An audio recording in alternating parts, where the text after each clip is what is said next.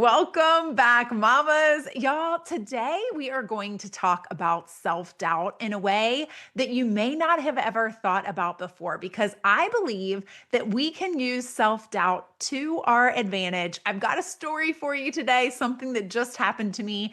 I'm going to show you why I believe you already might have this superpower that you don't even know you have. So let's get to it. Do you wish you had control of your days, that you had a rhythm, but instead feel overwhelmed, scattered, and like there's never enough time? You're in the right place. I'm Danielle, a recovering workaholic, wife, and stay-at-home mom of 2 girls. I've learned how to reclaim my time and find purpose and freedom so I can be present with my kids and feel like myself again. Here, we embrace where we are, but we don't stay there. So if you're ready to trade the chaos for clarity, the guilt for grace, and the endless to-do list for aligned flow, grab the kiddos a snack and toss in that laundry, because I know you're multitasking, and let's do this, because your time, your purpose, and you matter. Okay, mamas, so let's talk about self-doubt. We are going to talk about self-doubt in a way today that you may never have thought about before, because I know that I had never thought about using this kind of as a power versus a negative. And I'm going to tell you what I'm talking about here in a minute. We're going to start with a quote. This is from Mel Robbins, who, as you all know, I love Mel Robbins. And it says, "Doubting yourself is normal. Letting it stop you is a choice." Doubting yourself is normal. Letting it stop you is a choice. We talk a lot about choices and the choices we have, right? And how we can, if you listen to my episodes last week, I was talking all about attitude and how it is 10% of life is what happens to you, and 90% is how you react to it, right? And this goes hand in hand with that, because I am going to tell you a story that made me realize this over the weekend. So what happened over my weekend? We had all these grand plans, my husband and I, for a productive weekend that we were going to have. And, coming off vacation and everything, we had a lot that we wanted to get done, and I have a lot going on. And so what happened to us on Saturday, though, was that soon after lunch, I was upstairs and one of my daughters was like screaming in such a way where she was like, "Mom," it was like a panic scream. Like, I threw what I was doing and took off running. And then she was like, "Michaela's toe." And that made me like slow down a little bit. But as I'm still coming, right? And she was like, "There's blood and a lot of it. Hurry." I was like, "Oh gosh." So I'm coming down the stairs. I turn the corner and there was quite a lot of blood. We wound up having to go to the emergency room. And 3 hours later, like, I won't tell you the whole story. In fact, I'm going to use, I think, this story to kind of drive another point home on Thursday. So come back and listen for the whole story on Thursday. We're going to be talking about like resilience and using my daughter's story as that. But this took my whole day, right? And this productive weekend and everything that we were going to have. And it completely threw it for a loop. Like, we were, I was doing my normal Saturday things. And then all of the sudden, we have blood, we have lots of trauma, we have a trip to the ER, we have, lots of things that unfolded in the emergency room that I will talk about on Thursday. And then we have stitches and coming home, like needing to get, that all taken care of, trips to Walmart at 9 p.m. to get more stuff because we had a setback and her foot fell into the bathtub. She wanted to take a bath and you're not allowed to submerge the foot. Like, she can't get it wet. And so she has these stitches in and we have it all wrapped up from the hospital. And they told me not to take the bandages off for 2 days. Right. And the foot falls into the tub and I grab it out immediately. And thankfully she hadn't like started bathing yet. It was like when she was getting in. But it required me to then go out to Walmart to get supplies to rewrap her foot and everything, because we were supposed to keep it dry, which that had not happened. But now I had to change all the dressings, which I don't know how to do, right?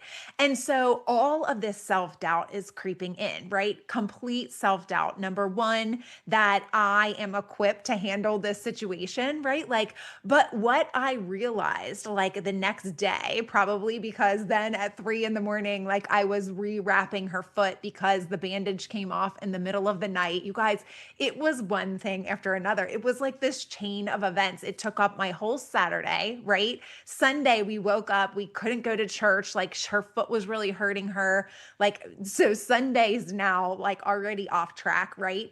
We definitely couldn't do our normal things. Like she had to rest. I wanted to be with her, and she is not my kid who, like, if the other kid had to sit still for a couple of days and not do anything, she would be okay with it, right? Like she would be like, I can zone out, veg out, watch TV, and play with slime and be happy. Whereas this child always has to be moving. My youngest is like a mover and shaker. Like she can watch TV, but she is doing gymnastics during it, or dancing around, or getting an album out, and just she's always moving around. Like, so she is my one who is now on the couch all the time. And I am sitting there like, oh my gosh, this is totally changed. Like we have been talking about over the last few weeks how to have this amazing summer, right? And I have done all of the things that I'm telling you guys to do, like the bucket lists and all that. If you haven't listened, go back and listen, because you can take so many good tips into your summer and planning and beyond the summer, right? But I was like, oh my gosh, what are we going to do? And I did actually take to the bucket list, because I'm like, what are some of the things that we can do? Right. And so as I'm sitting there on Sunday, I'm like, okay, so now this day has completely, like 2 days now are like completely off track. Not only did I not get anything done, but now I'm behind because I had all this stuff that I was going to do. Right. And now into my next week. And so I am doubting whether or not I'm going to be able to get everything done. And it made me think back to when I would doubt everything. When I would doubt that I had enough in me to keep going. I would doubt that I was worthy of wanting more, that I wanted for myself. I would doubt whether I could do more, like whether I could put more on my plate. But what this made me realize was that as mothers, we're always doubting ourselves, right? Like we're always sitting there wondering. I remember just even coming home from the hospital, like, can I raise this baby? Like, how am I going to do this? Like, how are we going to do this on our own when we don't have the hospital people there, or my parents there, or, anybody there? Like, how are we going to do this? And what I recognized is that we just do it, right? Like, we just do it. Like we figure it out as we go. We know that we have to do this, right? We have brought this child into the world. This is what we wanted, and we still want that, right? Nothing has changed, but we just have to figure out how to make it work. And that is true for us now, in where we are now, like in what you want for yourself now. Doubting maybe that you deserve more, doubting that you should even want more for yourself, doubting that you are equipped to take on more, right? All of this doubt that goes on in our minds. And what I'm here to tell you is that you've dealt with this before. You've dealt with this doubt before. Maybe it was different then, because when you're in the situation of, let's just say you're raising your child, right? Like you have no choice, like you have this child. But when you're thinking about trying to want more for yourself now that you are, a mom, and you feel this like maybe loss of identity, or this wanting more for yourself, and you're sitting there wondering if you can take on more, what can I take on? And you don't have to take that on, right? Like you have to raise a child. Like you have no choice but to feed them and to care for them and to bring them up once you bring them into the world, right? But you do have a choice on whether or not you do something for yourself, whether or not you do what you know you want to do and what you need to do to be the best mom and the best woman that you can be, right? But you can. You've done it before, and you know what you want and you know what you need. And if this is what you need, just because it's something extra, and just because it's for you, and just because it is something that is not necessarily necessary, it isn't, you don't have to get something for yourself, or, because when you don't take care of your child, then your child is neglected, and that would be horrible, right? But when you don't take care of yourself, the same thing is true, but we don't think of it that way, right? We don't think of it like when we aren't taking care of ourselves, we just think we're going to get through it, right? We just are like, well, we can endure that, right? Like we can get through this. We don't need to necessarily take care of ourselves in that way. And what I'm here to tell you is that you do. You do and you can. You can. Do not doubt yourself. I want to read one more quote. This is a quote from Will Smith, and it says, I keep going because I doubt myself. It drives me to be better. I've learned that the mastery of self doubt is the key to success. So he is saying, I've learned the mastery of self doubt is the key to success because we all doubt ourselves. Like, this is Will Smith talking about his career and how he doubts himself and uses that to drive him. It drives him to be better. It should drive us to be better, right? Like, we can doubt ourselves that we don't know how to do this, or maybe we aren't good enough, or maybe we aren't worthy to do all of this, or maybe we have all of this self doubt. But what if we use it to drive ourselves to be better, to drive ourselves to strive to get what we do want, to get what we know we need and we know will make us better moms in the long run, right? We should use that as our key to success, right? That can be one of the keys that we use to success because we are going to prove to ourselves that we shouldn't be doubting ourselves. And that's what we've done every step along our motherhood journey, right? Up until this point, we keep proving to ourselves that we are strong enough, that we can raise a child, that we can give the first bath, right? Like I remember giving the first bath to my firstborn and being so absolutely scared. The drive home from the hospital, I don't know if you guys are as crazy as I am, but like when we were driving across, we have to drive across like a bridge.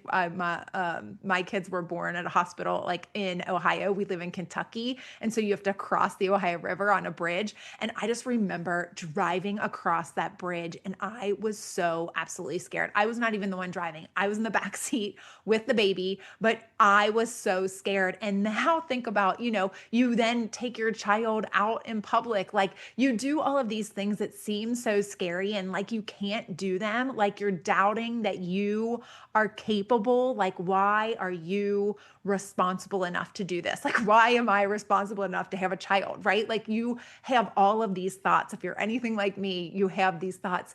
And yet we do it all. And what I'm here to tell you is that you can also do what you want for yourself. And you can use this self-doubt as not something that will stop you, but something that drives you, something that will help make you better because you want to prove to yourself that you shouldn't be doubting yourself, right?